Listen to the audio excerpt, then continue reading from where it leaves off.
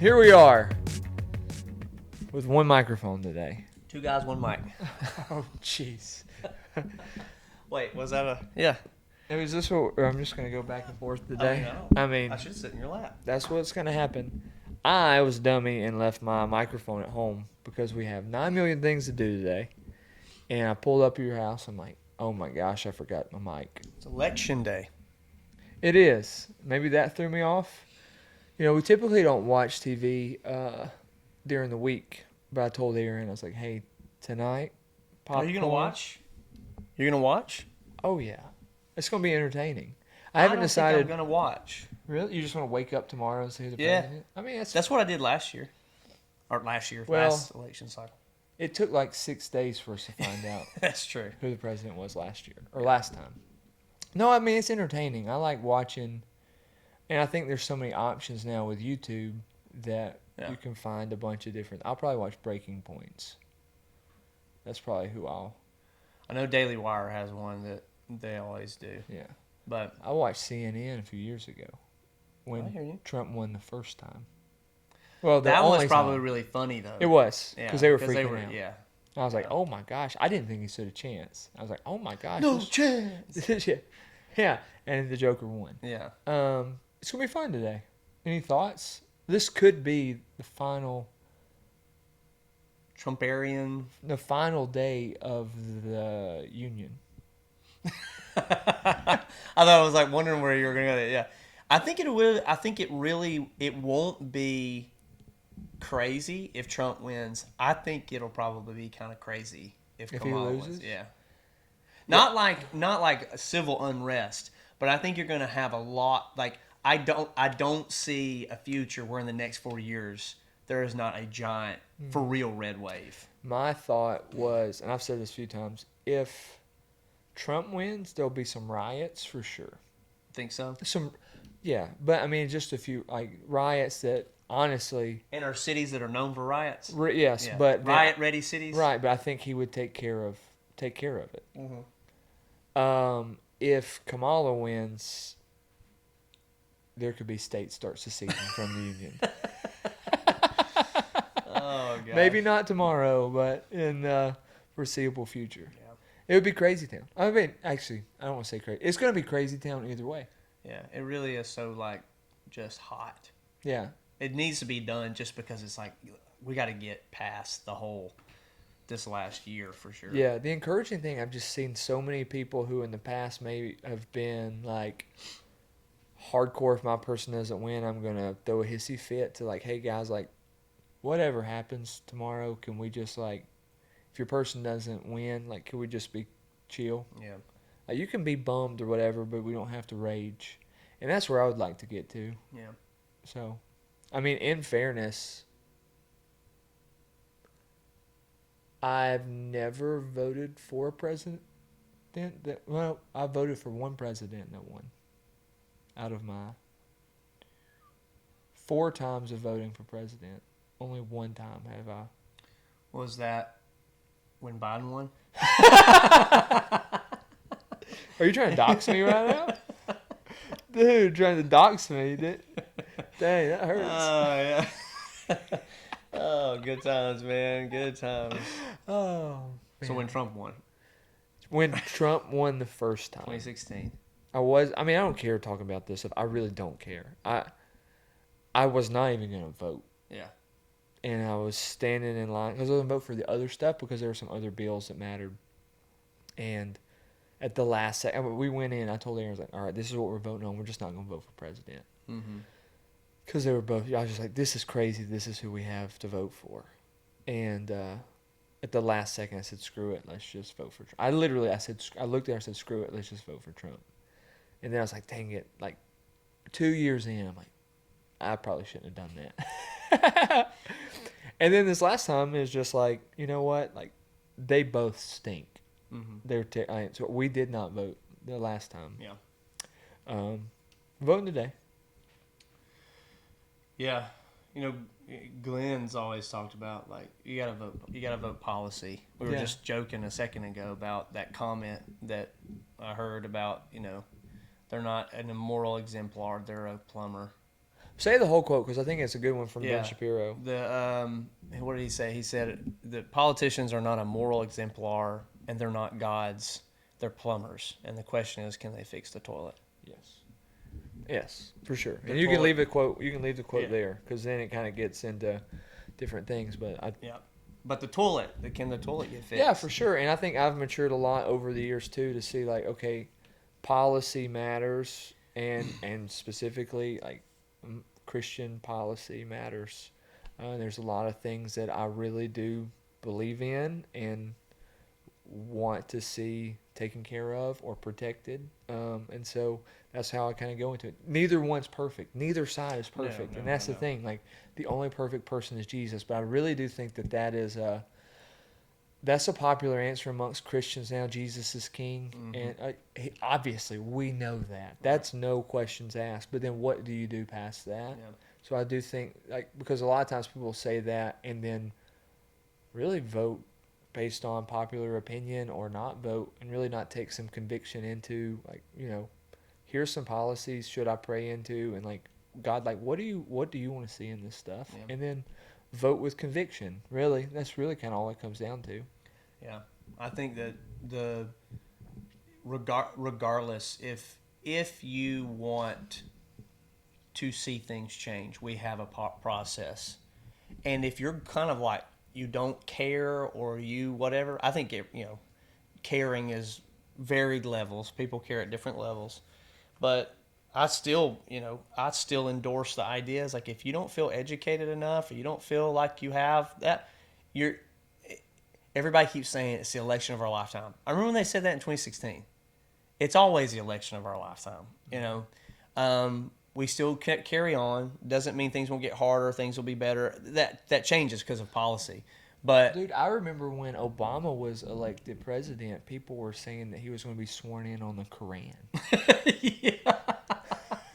It is so too, because that's what politics is. Politics is so dramatized that it's like watching pro wrestling. Yeah. You start believing these people are not people anymore. They're characters. They play this thing, and I'm not saying that you have to be a Joe Biden fan or a Trump fan or a Kamala fan or a Trump fan or whatever.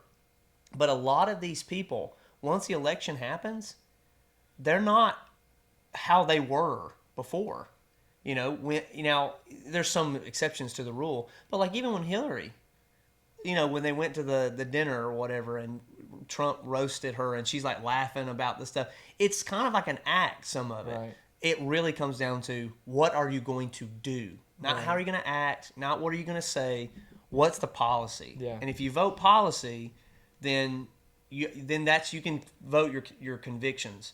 If you're voting person, then I think you have to either push your convictions to the side or something else. Because again, I think the way that he had put it is, I don't need our politicians. I need our politicians to represent the policies that I am in saying I want. That's what you're here to do. Yeah. You're not here to be anything else. So the idea of like even voting for Trump, so many people have all these issues. Like, if you're a Christian, how can you vote for Trump? It's not about voting for Trump. It's about voting for policies Trump would enact, or voting away from policies you feel like other people would enact. And that's just what it has to be. If it's anything more than that, I think it becomes you're a part of the theater of it. I agree. So Yeah, like the first 2 times I voted, like those were my early years. I voted just straight for a team. Like which team was my parents on, Right, which team I yeah. feel like I supposed to, like, I didn't know anything about policies or anything, and I just voted. yeah. And so now you're right, because here's the thing: sometimes policies and who represents certain policies might change. Sure. Right now, it doesn't. It really doesn't. It kind of seems pretty consistent. But at some point, there's going to be some people, because the world is just such a melting pot now. I hope it kind of goes more this way. It's like sometimes people can represent certain things, and sometimes they represent other things. But I'm always just going to find the policies that matter, and I'm going to vote according, because like I really do believe there's some certain things in this country that needs to change, and one person represents the ideas that I want to see changed more than the other person. Yep. It's nothing to do with the person themselves. Right. It's the policy. Because that's the other thing. You can villainize these people. Right. And which the media does. And the politicians do a really good job of villainizing people to where you make the person not likable. Mm-hmm. Either one. Has nothing to do with that.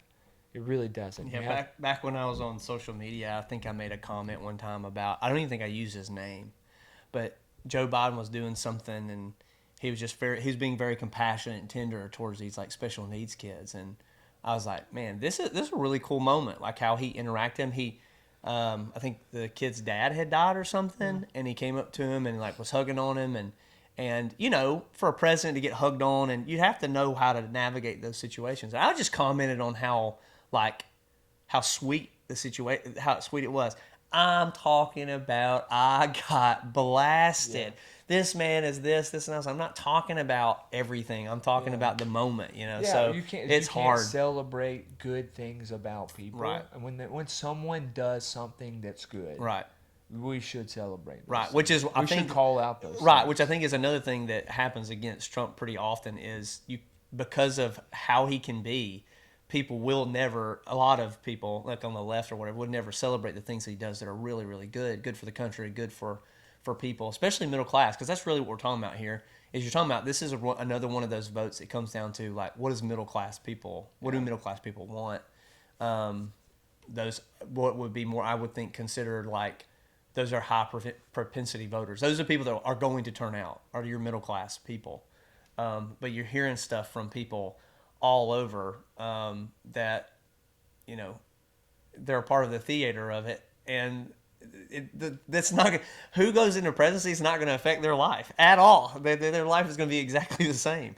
So it's interesting too, even to see the dynamics of the theater part, where you've got like high profile people who speak about issues that do not affect them at all, and it's like, why would I want to hear your opinion? You're not in the trenches. You know what I'm saying, so to speak. So anyway, election day. Yeah, but what I've noticed too is like, these are things even the church really doesn't like to talk about. Sure. Or Christians don't like to talk about.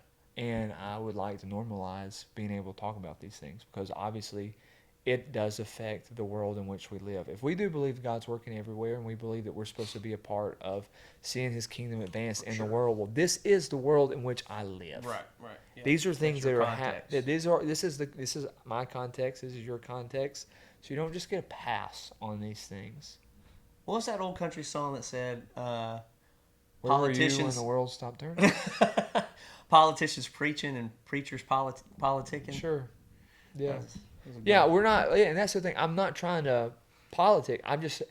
I would like to bring Christian perspective. Well, no, I think that, but any of that would have been probably done years ago would have been because there was a particular political party that they were more so trying to galvanize their congregation towards one. And that's the other issue. Yeah, sure. The bigger problem even is the issue is that we have such a broken system that only two parties can exist. I mean, the whole RFK, your hat and all that kind of stuff. It's like that RFK never had a shot. He went independent because of the way the system worked against him. Same way it worked against Joe Biden and everybody else. I mean, it's just, the whole thing is just jacked. But it's our context. It's what we have. So we have to kind of have to work within it. So yeah, and it's not perfect. Here's the thing too, like, vote on policy today and with conviction, and if something happens along the way, like a year, 2 years, 3 years from now, you're like, ugh, you know what? You have to like own what you did. Sure. There's nothing wrong with that. You have to if we have to come back and say, oh, we missed it, then I'm okay with missing it. I'm okay with admitting if I missed it. I don't think I am, but we could. So, yes, Donald Trump is winning. Do you, dude? I don't know. I thought everything's within. All the polls are within according to what you watch and yeah. read. And that's the thing. I don't understand any of that stuff. Well, there was only that I heard literally yesterday there was only one poll that was like an outlier poll that had like some really wild numbers. Pretty much all the rest of them are within that what they keep saying is like the margin of error within that 2%. 2% to 5% or 4%, I think is what it is. But nobody in any of those polls, there's people that are, one's up, one's down, but it's like 0.6%, 1%. It's not like they have some huge margin. So it literally is like a dead heat. Which is wild. I just didn't think that would be the case, but here we are. We'll Here see. we are. We'll see. What else is going on? Well, you got Wotown into a new building. I did. That was one of the hardest things I've ever done. That's been this whole last week. Well, it's been more than that, but like the crunch time stuff was This all last week. Yep, which was crazy. Well, kind of ties into our topic for today, but like, it was so much. Like, I knew. Have you ever you had something looming in the future, and you knew it was going to require like maximum effort and all of your time and focus and energy, but it wasn't there yet. But you know it's coming, and then the moment comes and it's exactly what you like. I didn't know how time consuming or how much energy it was going to take, but I knew it was going to take a lot. Yeah.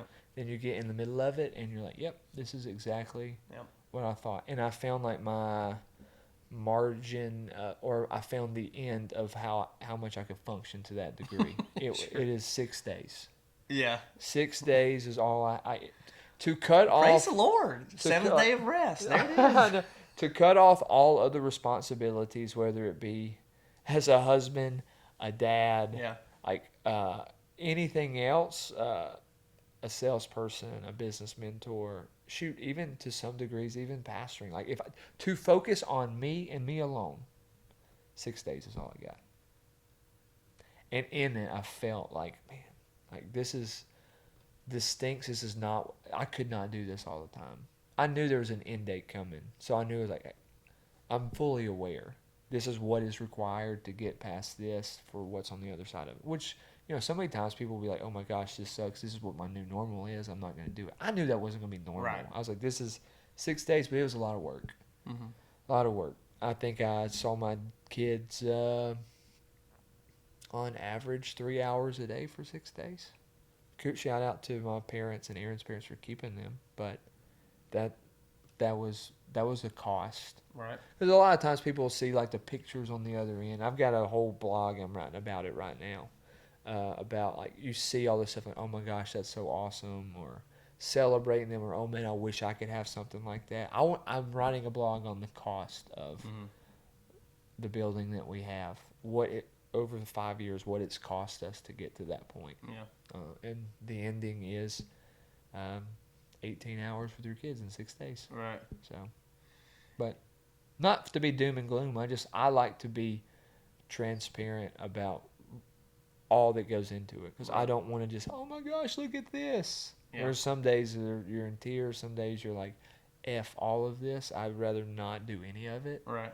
Let me just sell this land and stay where I'm at. You know. Right. So, but yeah, that's what I've done the last 6 days. But we officially own a commercial building and working out. And what's funny is there's some members of the gym. They walked in. They said, "Man, I feel like I'm working out in a gym now." I'm like, "What were you working out in before?" The last 5 years, Yeah, what have you right. been working out in? Yeah. But here we are. Yes. I guess there is a difference, like when the space is actually yours for real. Yeah. Like you own it. That was weird. On Friday when I was working out, for a second I was like, I own this building. Yeah. This is weird. Yeah. So now if like something happens, I don't call my landlord and say, hey, fix Right. this. It's like, nope, I've got to take care of this now. Well, I thought too, like, this is really on the spot. I haven't told you this, and I wasn't necessarily waiting for the podcast to tell you. It just now popped back into my mind. I felt like, because I was around you a good bit of the time through those days at different points. I know there were times where I was doing something maybe, or coming back and forth from the building. I know you were there pretty much the entirety doing something. And a lot of it was physical manual labor. Which I'm not good at. Well, but my thing is like, I felt like you handled yourself really, really well during that time. And I think it was for me personally watching, for two reasons. Number one is I think you had already determined that you knew it was going to be difficult. So there wasn't going to be as many of these moments where the expectation and the reality hit and you were like, oh my gosh. I feel like you were very level throughout the whole experience. Sure. I don't feel like you had any, like, I didn't sense any instances where you were getting like mad or upset or and you're working with your wife multiple times Right. throughout the thing, and there were instances I know that like I would have said maybe like 4 or 5 years ago, Oh, for sure. like it might have been For sure. lot different of an interaction. But the second thing would be is I felt like you had a lot of trust for people there doing tasks that you were like, at the end of the day, I have to trust what you know about this because I don't know what to do here. Which is, I think, a quality that you have that I've really tried to glean from over the years, because my propensity is oftentimes to try to figure out how to be the one who knows what to do. Yeah, sure. And so trusting people and saying, oh, you've got the lead, you can handle this, and I'm here to help, but I need you to say what needs to happen so that we can do what's moving forward. So I think those two things, like just observationally, I thought you really handled yourself well. Well, here's the trick to the second one. Never learn how to use a power tool. Because then you'll never be asked. Now that is a true statement. When people find out you can do stuff, they're like, dude, can you do that? That's like, yeah, so that's true. I found myself several times say this. Like, people say, what do you think about this? And my response, and this was 10, 15 plus times, I said, I don't think about this. So whatever you think, let's do that. Yeah. Because I do trust people. I also know my limits, and you don't need my opinion on. If it's something I don't know, I'm going to tell you I don't know. Right. Do you know? Or let's find Let's someone, find someone who does know, and let's get their opinion. Yeah. And if y'all want to argue about it and opinions, do that, and then I'll listen to both. And that happened a few times. I listened to two people who knew something, and they both had different ideas, and then I would just say, hey, let's do that idea instead. But yeah, I was very surprised. I got upset a few times, but like obviously that's gonna come with it. Yeah. I didn't blow up. I didn't have to go apologize to anybody for whatever. Like a few years ago, there would probably be instances where that would happen, where I'd just like have to come back a few days later, or we'd have to work in an environment where we're mad at each other. Yeah. Right. That didn't happen. Did I get tense a few times? Sure, but I didn't, not to that degree. So, one, thank you for seeing that. I think a lot of that had to do with Aaron on Sunday before all the madness happened. Like, we taking some time to say, hey, we just need to pray about this next week and see, like, okay, God, like, what are you doing this week? Mm-hmm. So then going into that, it's not to over spiritualize it, but when you say, okay, I need to pray and be fully aware that God is in our midst every moment we're at the gym, because we had some crazy crap happen while we're just trying to do regular work last week. But I think that prayer from her and that discernment from her really set us up for the week for sure. That's fantastic. So you were a world traveler since we last talked. Drove to Florida. Tell me about Florida. You saw a bunch of Tesla trucks? Dude, I love Cybertrucks now. If I could get one tomorrow, I'd be signing the paperwork. Let's figure out how to do it. Let's make it happen. Come on, Woco. Let's make them I Benjamins. think you could make like a sick wrap. That is. I saw so many down there that weren't just the plain, whatever. And you could make it. You could make the wrap. Wrap. No, there were 3 that I saw that I was like, this is just the most cool looking vehicle. Yeah. And being down there, their license plates. That would be the thing, though. You'd have to get a cool wrap, and then you'd have to get not a Alabama, the Stars fell on Alabama tag. You'd have to get a sick, personalized Alabama tag, because there were so many. I think I told you this. The Miami Heat have a personalized tag, and it's black, and the Miami Heat logo goes from like a pink to a blue. Yeah, sick. And somebody had this like bluish. It was like what do you call that? The stickers that Sticker Mule does that are like holographic. It had the holographic look to it, dude. It was bad. Dude, make a holographic like Charizard and wrap it in it. Dude. I would be all about it. So I'm not gonna lie. Until this moment, I hadn't thought about that. I would love to have a Cybertruck. I think you made the comment. Like, as a small business owner and a pastor, it's not the move. It's not the move, because people they're like, whoa. Well, wow, you're spending all the money on these things, right? We're not allowed to have nice things. Yeah, we can't have nice things. So we had to have You a can whole work, episode yeah, on you that. can work these these grueling jobs and make way more money than us, and you can have nice You vehicles. can have it. But we have to drive Honda Civics and minivans. Yeah. Minivans are great, but we can't drive a new minivan. No, It's got to be like at least 12-year-old Odyssey. Something like that. We're not allowed to have nice things. If we are, then we're materialistic. That's why I'm wearing out this Dodge Ram. Yeah. I'm gonna pay my dues, and I'm gonna roll up in a Cybertruck and be like, I don't care what y'all I'm gonna think. say it's about time. Yeah. It's like, I'm gonna. The personalized tag doesn't just have to be like a different tag than the standard tag. It needs to say something. Say that's right. That's right. That's about right. time. Yeah. Yeah. Yeah. BOUTTM. But I hadn't thought about the ability, because companies make the wraps for them and put them on there, that you could make just. Yeah. If I was like, It could hey, be dude, sick. I would like my Cybertruck to be designed to like. Just like an eagle. Nickelodeon slime.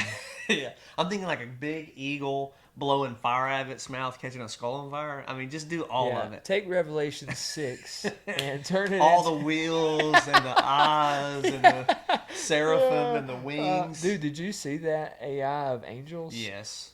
Pretty wild. It is wild. It's pretty wild, dude. AI will generate some stuff. Dude, that is like, man, now I look at like the little cartoon angels, I'm like, yeah, You real. know a funny story though? I was talking to somebody and they were like, I just think they were trying to differentiate like demons and angels. And this was way out there, right? But I said, I don't know that we have any biblical evidence for angels and demons to look any different. Anytime an angel showed up, they had to say, fear not.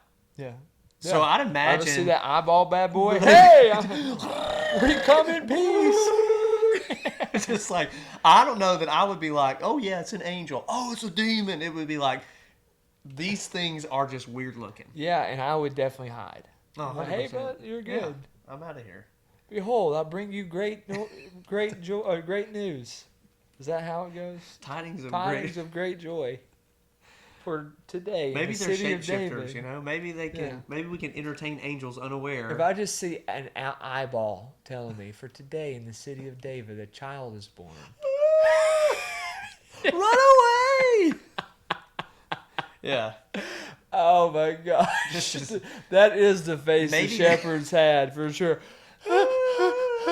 Maybe that's why there's that eye at the top of the pyramid. You Yeah, know, the well. all-seeing eye on the dollar bill. Oh, maybe.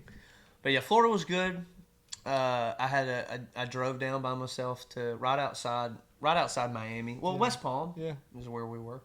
To be down there with some of the guys from ATI, so it was fun. But the drive I thought was going to be interesting, but ended up being fantastic. It was like the better part of the trip was just being in that car by myself. Yeah, you did something that's like absolutely crazy town in my like just driving in silence.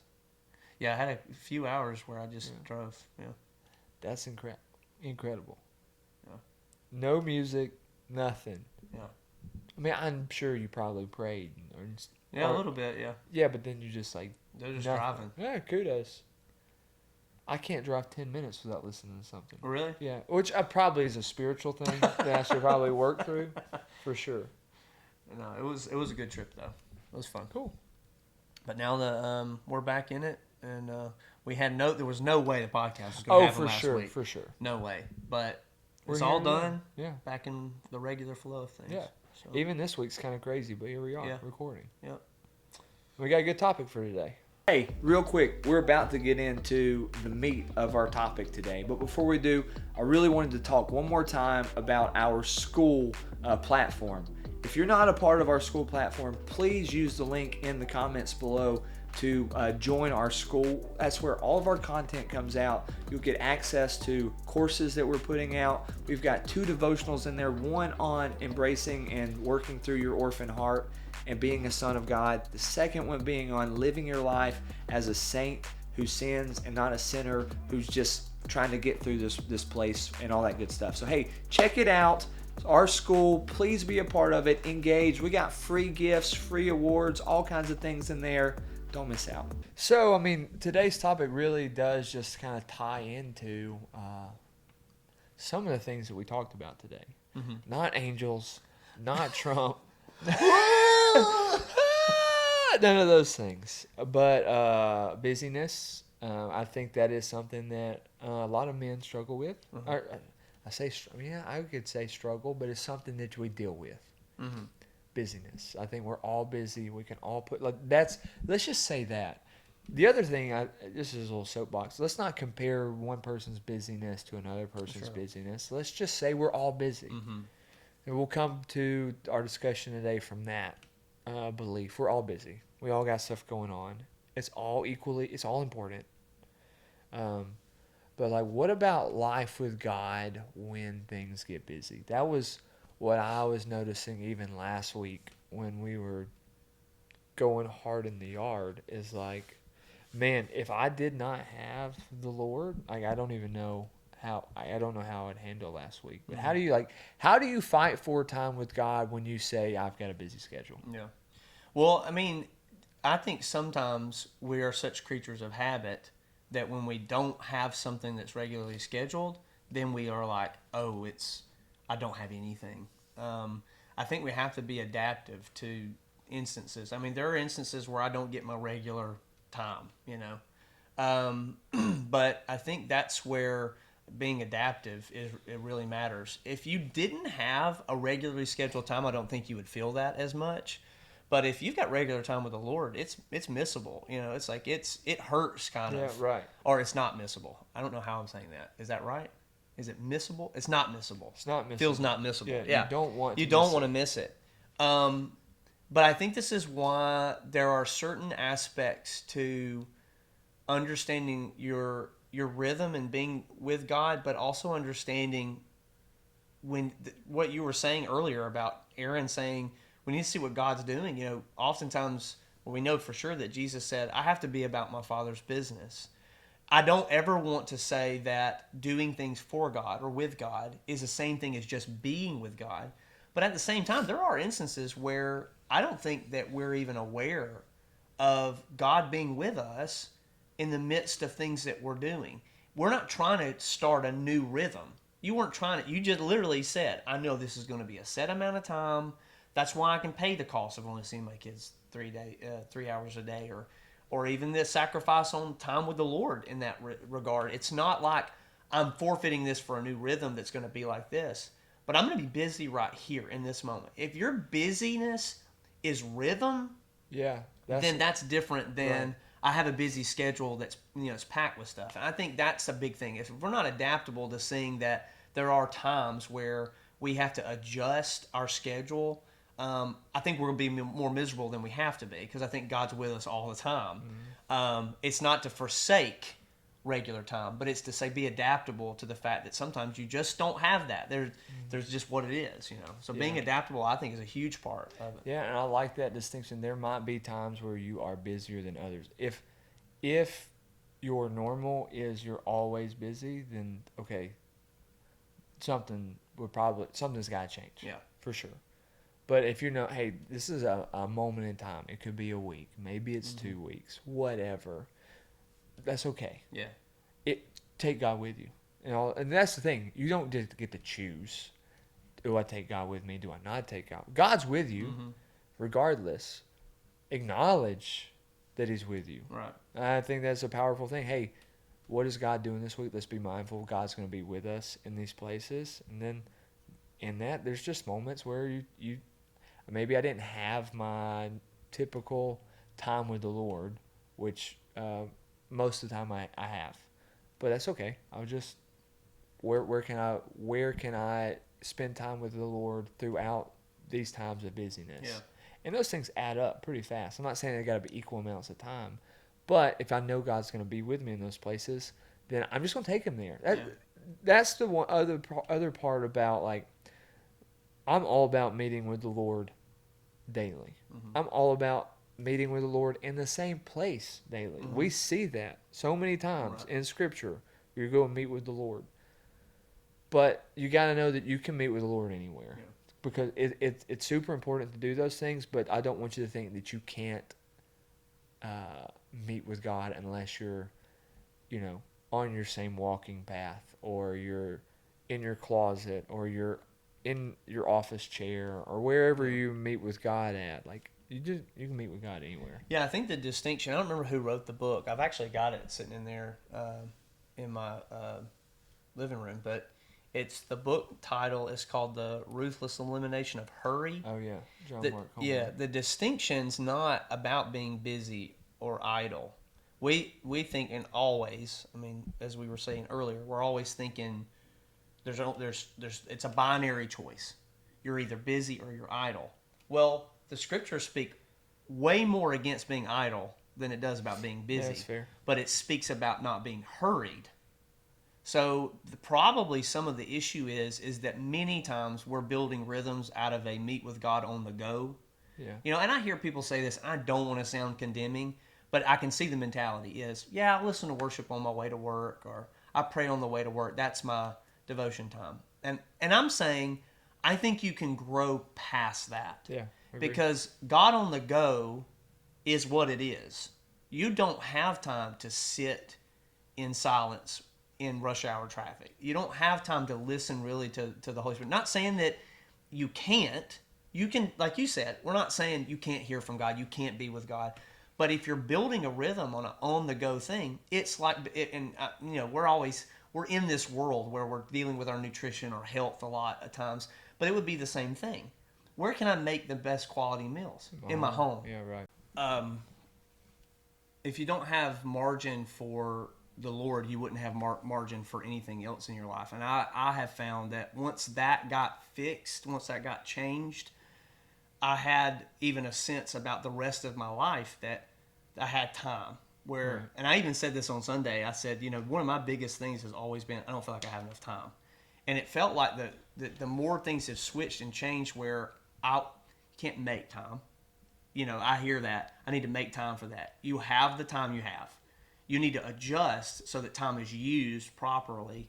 And my thing would be is I think when you have a mindset of, number one, I want to be with God. That's a big part of it. Because if you don't want to be with God, God on the go makes sense. Right. You know, and I think a design needs to be made of God on the go. God on the go. Like the in and out logo or something like that. I got you. God on the go. Yeah, because it's funny. I was totally tracking when you said God on the go. It instantly thought like, oh, you know, what you just said. Fast food, it gets the job done, but it's definitely not healthy it's not sustainable for the long haul. So track in there. Doink. Yeah. Harry Potter ones, just Voldemort, Harry Potter. Yeah, dude, I've been watching some Harry Potter. Sorry. Anyways, but no, I'm with you. What is priority? Gets your time. Mm-hmm. So like, and that was the biggest thing for me too. Is like, if God's the most important thing, I mean, I'm not saying that like, if you're not spending time with God, He's not the most important thing. But it could be. It could be. Yeah, that could be the case. It could be the case. Look at your schedule. Look at do a time on it. Look and see where you're spending time. That same way it would show you, like, if you pulled up your bank account, what you spent money on shows like what you truly treasure. Like at the same time, like what you spend your calendar time on is what is priority in your life. Yeah. And if God's not a priority, then of course all this other stuff gets put on your schedule. And that's just a simple fact. Mm-hmm. So, you know, if you're saying no, like I want God to be a priority, then it's got to be on there at some point in time.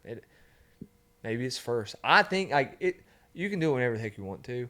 I think first is the most practical and it makes the most sense because there's not much you can do at 5 o'clock in the morning or 6 o'clock. There's not. As far as work or the other like parental duties or any of these other things, there's not much you can do. Yeah, I was thinking as you were talking about, like, you know, maybe some of the issues come back down to just really, you know, basic things. Like, it's hard to spend time with somebody you don't know that well. You know, it's hard. That is difficult. It's if it feels uncomfortable, you don't want to do something over and over and over again. You know, that takes a lot of discipline. And there might be a sense to where sometimes I've done this, I know you've done this, we've talked about this before, where when we use this word delight, where it moves from discipline to delight, that you actually enjoy that, and it becomes something you don't want to miss, but it's been over time. It's not like you just made a decision. You're going to be like this. And I started to think too, when you're busy, not just you have a lot to do, which is a good thing. You have a lot to do. You have lots of responsibilities. You need to be handling these things. But if you're hurried and you have no margin, then you don't get to enjoy things. And I was even thinking this morning, somebody was having, I would say one of the number one issues with like somebody starting CrossFit or getting into like using a rower is thinking in your mind, if I go faster, I'll get this done faster, Right. which is not true. Right. And I was talking to somebody at the gym during the workout, and I was like, you're pulling really fast. It probably feels like you're moving fast, but you're actually shortcutting your ability to accrue calories, right? Mm-hmm. And so as I talked with them through this, they were like, they literally said this, it's so point on. They were like, but I just don't feel like I'm going to finish when everybody else finishes.